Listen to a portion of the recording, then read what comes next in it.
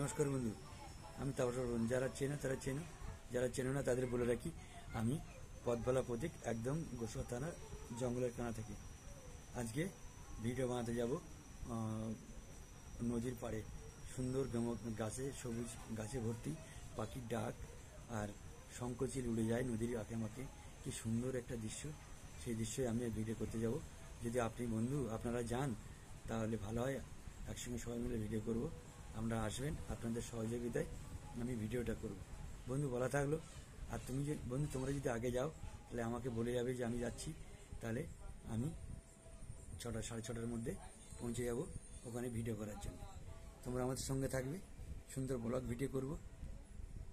আর চারিদিকে ফেঁসারি আর সুন্দর নিরিবিলি জায়গা, দেখতে সুন্দর। এই জন্যে পাখির ডাক, জলের আওয়াজ আর মা বিদ্যাধরীর ফুলে ওঠা কি সুন্দর জায়গা, সেই জায়গা দেখে মন ভরে যাবে।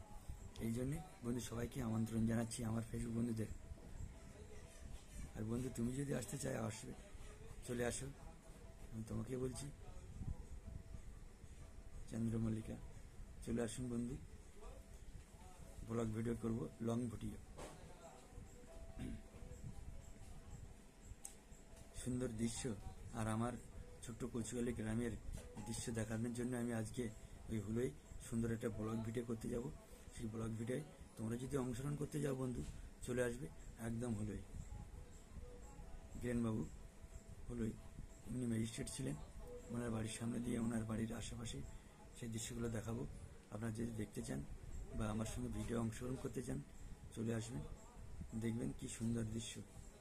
বলা থাকলো ঠিক সন্ধ্যে 6টা 6:30টার ভিতরে। হর হর মহাদেব।